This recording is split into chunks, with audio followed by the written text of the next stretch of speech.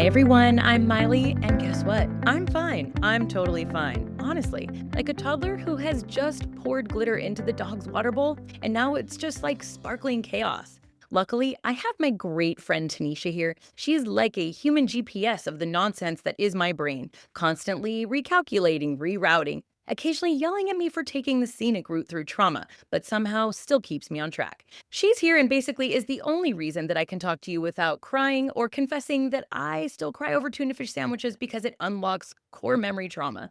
So buckle up, my friends, because we are going to do a deep dive. We're going to laugh at ourselves, we're going to cry, and we're probably going to make a mess of the whole adulting thing together. And that's okay, because fine is a very flexible word in my world. So I know your podcast and on social media, you regularly talk about Kingston often, but I feel like before we go deeper, I think the listeners need to really know who he was because anyone who wants to truly understand you must really understand who Kingston was and how much he means to you. And so I was hoping maybe we could do a little deep dive in honoring him and remembering him and maybe share who he was before his diagnosis. Yes, you're good. Okay. I can do it. Okay. So before Kingston's diagnosis, what was he like? What were some of your favorite memories of him Oh my as a little gosh. boy that stand out to you? So should I tell people who he is? Just in case Yes. they're like, Kingston. Yes. Kingston is my son. He was born in 2014. The cool part about Kingston is that out of my 3 kids, I planned him, and I actually tried for 3 years to get pregnant, and I couldn't. And I remember very specifically begging God just to please let me have I just really wanted to have a baby with my husband. I had been an egg donor, and so I had a really hard time getting pregnant, and they actually told me that I would never really be able to have kids. At one point, I had an ectopic pregnancy. When I found out I was pregnant, we had booked a trip to Bali, and we were going to take our honeymoon, because I finally had come to grips with not going to be able to conceive a baby. So once my brain settled into not having any more kids, um, and we're getting ready to go to Bali, I find out I'm pregnant with Kingston. So obviously, we didn't go to Bali. I had 7 miscarriages before I had him Wow. and the ectopic pregnancy, and so for him to be here after them telling me that it wasn't even possible, he's truly this miracle baby that I wasn't ever supposed to get to have. So that is Kingston, and then he was born on July 29th, 2014, and when he was born, he was perfect. Just perfect shape head, didn't have that weird squishy face, like, he was just perfect. He was so cute. The He looked like a little man. he was a really cute baby. Before he was diagnosed with cancer in 2018, he was insane. As a baby, he had colic, and he would projectile vomit all the time. We're talking exorcist type vomit, and he would never sleep at night. I found out I was pregnant with Zuma, his sister, when I found out I was pregnant with Zuma, Kingston was 3.5 months old. Like, Wait, 3.5 months? yes. Oh my gosh. You guys didn't waste any time. That wasn't it. I hate to say, like, she was an accident, but it was not A planned. surprise. She was definitely surprised. Remember, too, I was told there would be no more kids. Kingston was never supposed to happen, let alone another one right after that. I have no fallopian tubes, so I don't even know how either one of them are here. They're like Irish twins. They are 1 year, 1 month, and 3 days apart. Wow.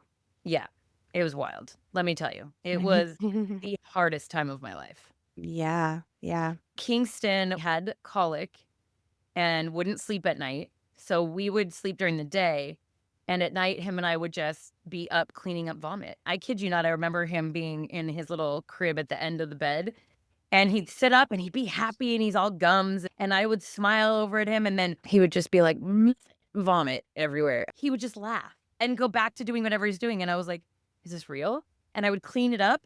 And not 2 minutes later, he would do it again and just laugh. I don't think I remember a time in his life where I wasn't constantly cleaning up vomit from him. When he was really little, I'd have so many videos of him running around just butt naked, just happy. He was the happiest baby. I remember being at Children's Hospital in Los Angeles, trying to figure out why is he vomiting so much. He also was super chubby, so it's not like it was failure to thrive or anything. He was perfectly healthy and met every mark. I remember at 11 months old, before he could walk, was playing basketball. Mm.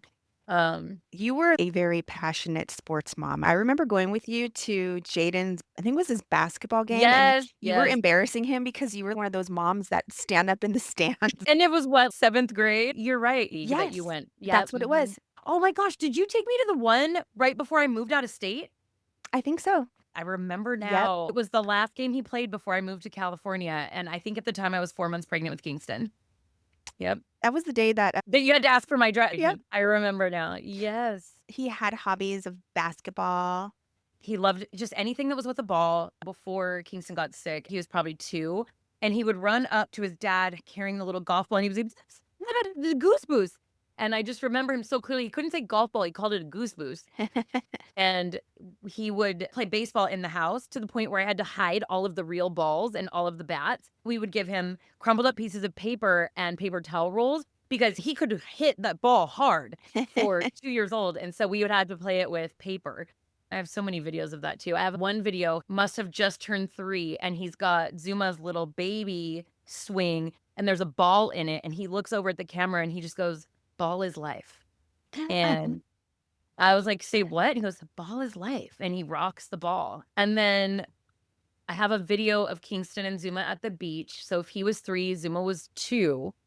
And it was maybe 3 months before he was diagnosed. He has all of his clothes on, and I'm filming them skipping. They were skipping and running and happy. I sit down on the beach, I put up my camera, and there's Kingston all the way in the ocean. He's in the ocean. I just sat down to breathe, and it's not warm. It was March, Mhm. and he's waist deep in the water. I was like, "Oh my God," you can hear me scream on this video. "What the hell are you doing?" And you see him do this little U-turn, and he runs back up on the sand, and he goes, "What?" Aw. We used to walk him down on the Manhattan Beach pier over here, and I think it was, like, the 3rd day he had been on 2 legs, and the first thing he did was run headfirst into the ocean with all of his clothes on. He's a brave little one. And so many stories I could tell you about where I found him in the street. After I'd gone to the bathroom, I would come out and he was in the street, or I would be taking a nap and I'd wake out and him and Zuma are in the street. This is all before they're 3, okay? And I am convinced that had he not gotten cancer and been put in a wheelchair, that he would have been hit by a car. And I say that now after I've have a I don't know if I should tell you now or later, but there was a medium who said Oh, it was yeah, yeah. Tell me later, tell me later. okay, We're tell you gonna later. get to Okay. that. We're gonna get to Okay. those. Okay. Go Okay. ahead. So, how old was he when you actually, when was the first time you realized that something wasn't right and you took him to the doctor, and how old was he? What are the symptoms? So there really weren't any because I told you he had colic. The Mhm. number one symptom of a brain tumor is vomiting. So Oh. how would I know when this kid has been projectile vomiting his whole life? Also, when children are diagnosed with brain tumors, a lot of the time their coordination will be skewed. But if you have you ever seen the movie Powder where he was just smarter because of his brain tumor? So Kingston was like messy with a soccer ball. He was Otani skilled. And it didn't make sense because those are the 2 things that you would notice is vomiting and balance interruption, but I didn't see any of that at all. I will say it was probably about I wanna say my mom had come to visit, so he was diagnosed in July 2018, and maybe it was May, my birthday, my mom had come to visit for Mother's Day, that's what it was, and I had said because Kingston stopped he didn't really make eye contact. He would, like his eyes would dart around, and he didn't like to sit still, and he stopped saying, "I love you," and so for me, I thought he was autistic. I remember his godmom being a speech therapist and worked a lot with autistic children. I was like, "Is it possible that's what this is?" I remember telling my mom, "There's just something different about him. I don't know what it is, but there's just something so different," and my mom actually said that it was my fault because I had been going through the divorce situation. So my mom had said she thought that I had created this anxious kid that couldn't sit still. I remember getting very upset with her because I'm like, "I know him and he's different," and I couldn't pinpoint what it was. Do you think that the projectile vomiting had, even though it was way early on, something to do with his I diagnosis? mean, maybe because I don't know how far you want me to get ahead, but his by the time they found his cancer, it had fully metastasized all over his spine where there was barely a piece of his spine that was not cancer coded. Oh my gosh. Wait, how old was he when you went to the doctor? Did they diagnose him right So away? in May 2018, that's when I told my mom something was different, like scratching his legs a lot, like all the Mhm. time and telling me how itchy they were.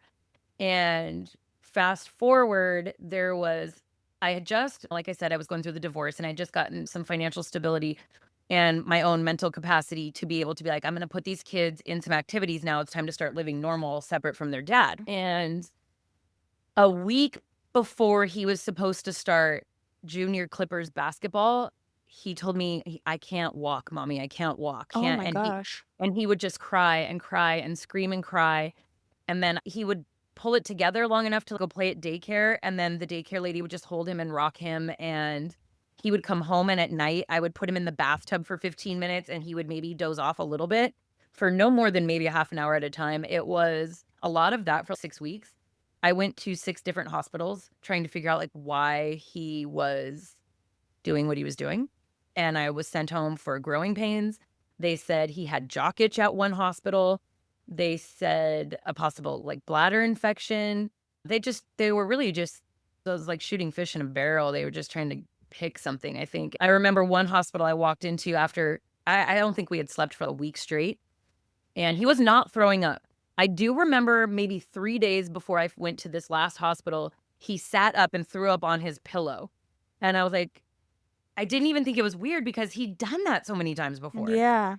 So, I thought nothing of it, I cleaned it up, and in hindsight, children with brain tumors, they will throw up specifically in the morning because it releases some of the pressure on the brain, and then they go about their day normal.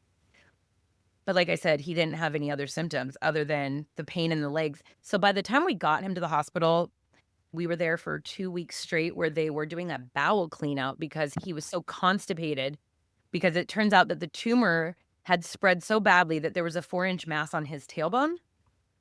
And if you picture a 3-year-old's hips, if there's a 4-inch mass, how big do you think his hips were? They were only maybe 6 inches wide. Mhm. So his entire tailbone from hip to hip was coated in tumor. Wow. And so it was pressing on every nerve in his spinal column down at the bottom, so he couldn't poop. And so when they did an ultrasound, they saw that he was backed up to his chest. So it was hurting all the way up to like his heart. That's how far backed up he was with the poop problems. And so they did a bowel clean out, but a week later, I'm like, he's 3. There's nothing left to flush out, letting him eat. Yeah. And so I demanded an MRI. And in July, we were there on the 4th of July, 2018. And that's where we spent the first 4th of July that he really that had memories. But I remember screaming at them because the first week of July is all new medical students. And we were at a very prominent children's hospital in Orange County. And it was all new people that just wanted to put their hands on a real patient. And I remember screaming at them that they were missing something because the first thing I said when I got there was, I think he has cancer. And I was told that I was casting too wide of a net. And I said, I think he has spinal cancer or leukemia, and you have to do an MRI. And they just wouldn't. So they did that whole bowel clean out for another week. And after the bowel clean out for a week, I really put my foot down to the point where I was like, if you don't fucking do what I ask, I'm going to fucking sue you. And there's a lot of fucks in that. And I actually, when they finally listened to me, they did take him for an MRI. When they came back to tell me I was right, they did not say, you were right, we're so sorry. They came back with a behavior contract and told me that I was not allowed to cuss or yell and that I needed to keep my cool, as they told me that my child had fully metastasized Oh my grade gosh. grade 4 medulloblastoma, which is full brain, and he had a golf ball sized tumor in his brain. His spinal cord was completely coated in tumor, and then he had a 4-inch mass across his tailbone. So all but the brain tumor was inoperable. And with that prognosis, they gave him a less than 5% chance of surviving that Oh cancer. my gosh. So that's how you found out, telling What with them them coming several back in, times? was what? And after you telling them several times to get it checked, they come back with the behavioral Yes. and then tell you the diagnosis? Correct. They came in with the oncologist, the neurosurgeon, and the social worker, and they cleared out the patient that was sharing a room with us because apparently I scared the dad that was in there. But also, I knew my kid had cancer, so I know what kind of reaction they were expecting. Mother's intuition. It just goes so much deeper than that. Remember I told you I told my mom in May, I was like, "There's just something different, and I can't figure out what it Yeah. is." So he Yeah. was not autistic, he had a brain tumor that was messing up with him, and when he was scratching his legs, that tumor on his spinal column was making pins and needles, and because he was 3, he didn't have the words to describe it. Wow. Yeah. And you said the survival rate, they told you the survivor rate is was They 5. So it was July 6th that they in 2018 that they told me he had brain cancer, and I'm looking at the date that he died, which was July 18th. So isn't that ironic that he was diagnosed in 2018 in July? Sorry.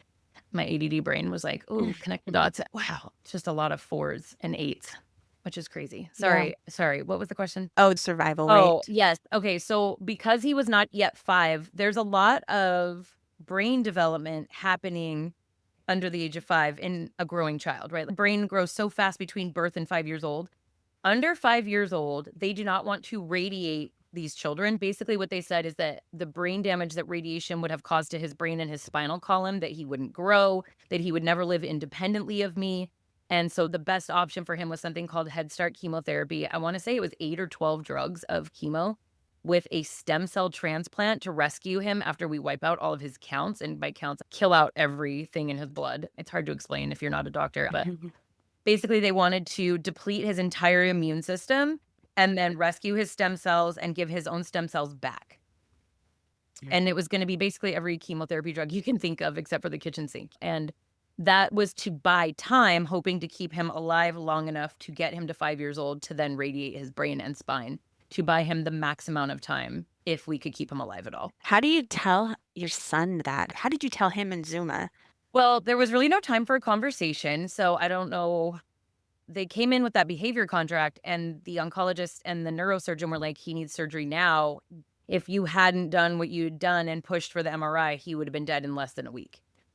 So that night was the last time I saw him, quote unquote, normal, because the next morning at 6 in the morning, he went into brain surgery and came out of brain surgery a vegetable.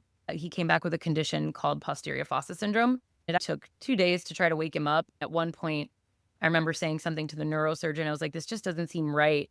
He was a really good neurosurgeon, so it's not so much him. 5% chance that kids will develop this rare complication after having surgery in that particular area of the brain. Posterior fossa syndrome disrupts all of your gross and fine motor skills. When he woke up, his eyes wouldn't move in the same direction at the same time. He could not speak. He had what's called cerebral mutism. And then his legs, of course, didn't work. His arms didn't work. He couldn't lift it. He was basically, imagine being anesthetized, but being awake, if that makes sense. Body and your voice do not work, but you are fully coherent. So it was like the symptoms of a stroke patient, only there was no, in a brain scan, there was no proof that had happened, if that makes sense. Yeah. Well, there was no telling him any of that. I remember we ate a cookie. It was like his last meal. We're eating cookies, and I remember crying. And So, aside from the nurses and the doctors that gave you that behavioral thing, were there any nurses or doctors that you connected with that you just will remember? in the first hospital, hell no. I hate that place. If I could disappear one place on earth with the snap of my fingers, it would be that place. I despise them with my whole heart. And in that hospital, they were in just such a freaking rush to do things situation. Exactly. Yes, and I know that what happened was they know that they screwed up. They did. And to come in with that was to turn it on me and to make me this crazy mom. I actually heard one of them call me Munchausen at one point. There was one resident, and the only reason I talked to her is because she was older than I am now, and I thought she was an attending. Otherwise, I wouldn't have even spoke to anybody. But she's the only person that listened to me and convinced the actual attending that he needed the MRI. By the time we were moved to the oncology floor, he was assigned to this incredible oncologist. Her name's Dr. Ashley Plant. She is in charge of research at Lurie's Children's Hospital in Chicago. She spoke at his service, and I miss her, actually. I actually ended up banned from that hospital.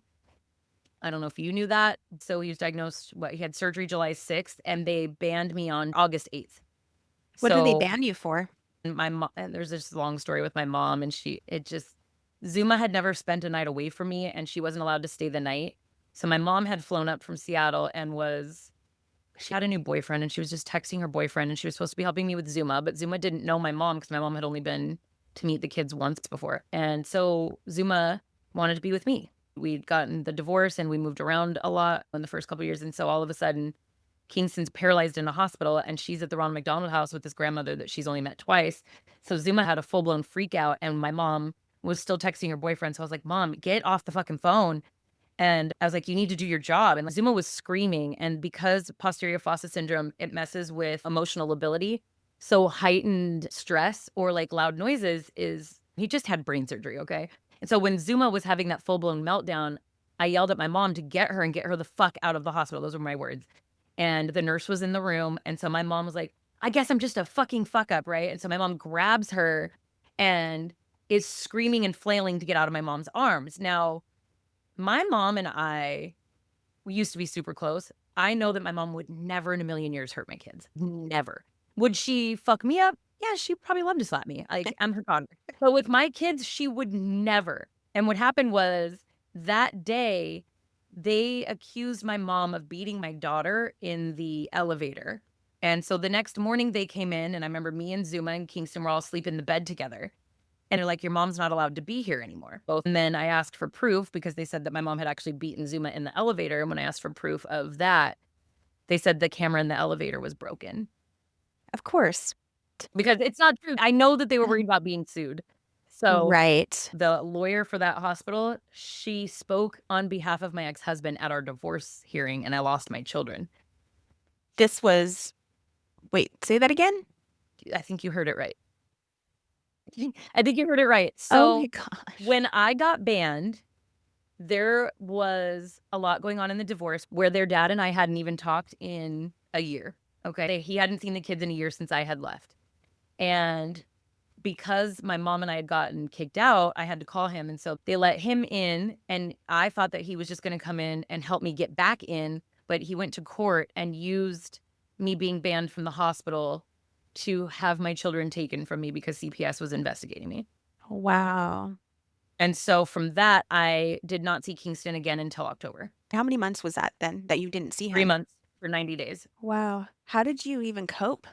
I didn't. I was a total and complete mess. I'll be completely honest. So this is where if you wanna talk about any of the signs and how God stepped in to keep me alive through any of this, I was not supposed to have any more kids, right? And then the baby that I begged for is sick with cancer. And I remember being on the bathroom floor at home after being banned and wanting to die. But I got a phone call from their dad, and he was like, I don't really know. She's 2. She's crying. I don't know what to do. So I had to go get her. I had to go get our daughter. And had she not been with me, I am sure that I would have killed myself. I am sure that if she had not been born, that I would be dead. God or somebody or the universe knew that we were going to need her to survive any of this. And sometimes, I think, not to change the subject, but a lot of times people ask me, how does Zuma play into any of this? You're always talking about Kingston. I said, at the end of the day, she's really like the hero in the whole story. Yeah. And I don't know if she knows that. I've told her a couple of times, if it's not for you, I don't know if any of us would have ever survived what we did. But I believe that Kingston recovered the way he did because of her, and that I'm still alive because of her. Yeah. I So, believe that. I believe that.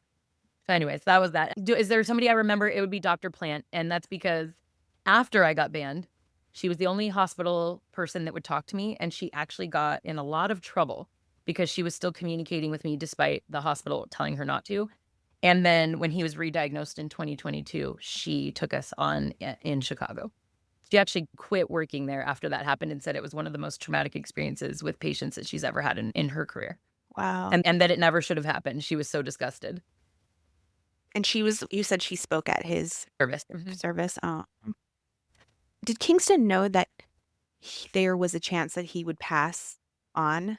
Mhm. How did you tell him that? And how does a child So even it's really understand? interesting. Remember, he was mute, so he couldn't ask questions.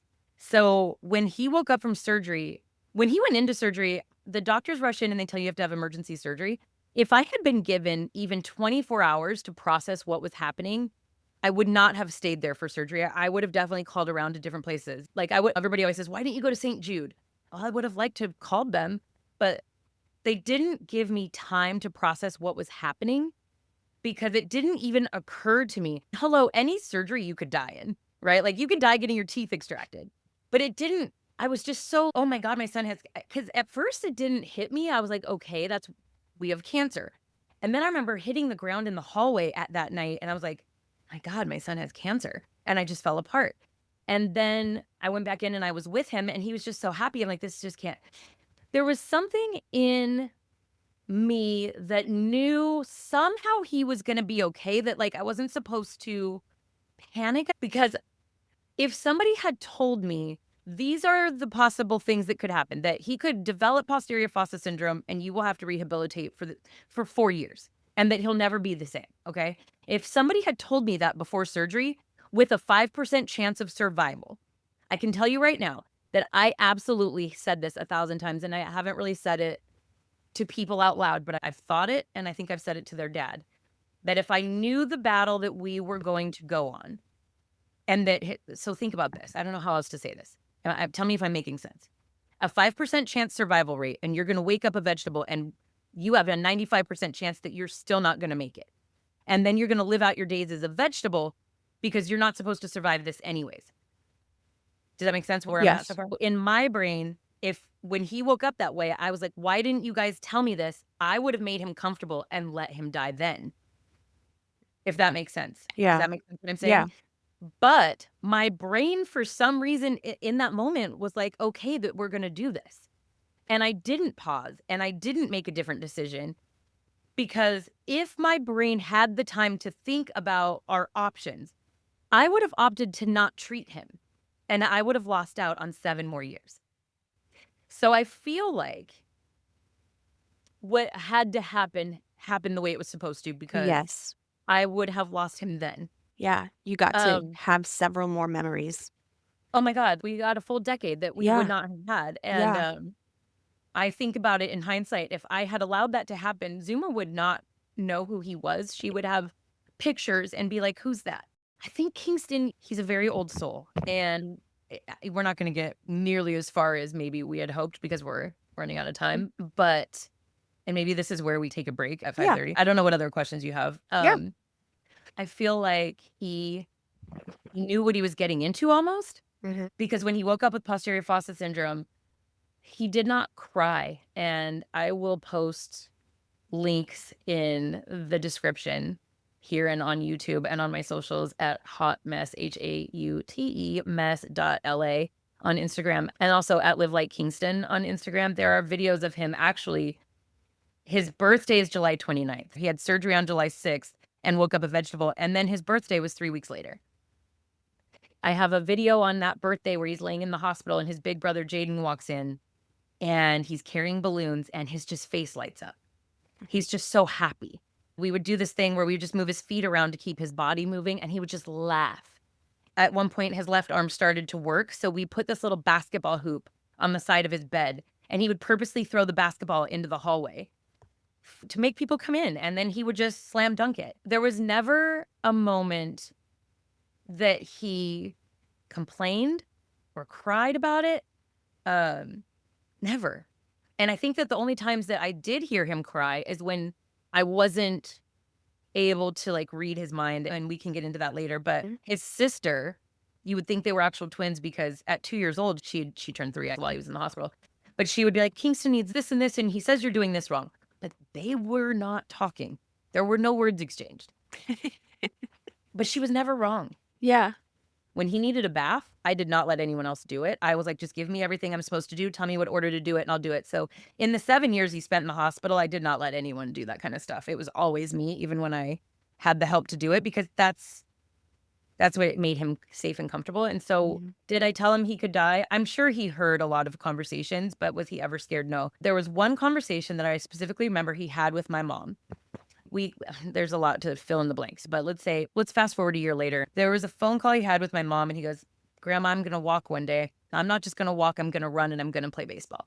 He never said he couldn't do anything. So Yeah. I think that he knew he would be okay from that situation. I don't know if you've read the stories much later, and I don't want to fast forward to the end of his life, but Kingston had a little secret and he let me in on it about 3 months before he passed away, but I don't want to spoil it. I don't know the secret. Should I I'm tell you now or do you want me to save it? Oh my gosh. Okay, save it. Okay, so we leave Yes. everybody hanging and we don't tell them Yes. Kingston's big secret? Okay. Yeah. Because I think you're right, let's let this unfold over a couple of weeks. When you hear what happened, when I tell you what he told me later, I think you're gonna be like, "Oh my god, wow." He just knew a lot of things that he shouldn't have known. Yeah, that's awesome. Do you have any other short, quick questions that we should add in, or should we I do have other questions, but maybe we should make this a part 2 on this. Okay. Do you wanna know some of the questions? No, I don't. I Okay. like you doing it live. Okay. All right. Yeah. It There's helps probably me. maybe 7 more questions or so, but then it goes into talking about signs and psychics Yeah, and for stuff. sure. So, yeah. Yeah. Somewhere in there, you have to backtrack and go back. We need to go back to how that plays into what we're talking about today, because Okay. there's even crazier signs. Like, mom told me about a sign, and you'll never believe it, but she used to send off a heart-shaped red balloon in the Oh, that's how cover. you got the book. No, but that's not how I got the book. Oh, Isn't that crazy? yeah. So, yeah, perfect. Okay. I guess that is probably enough chaos and enough trauma for one episode.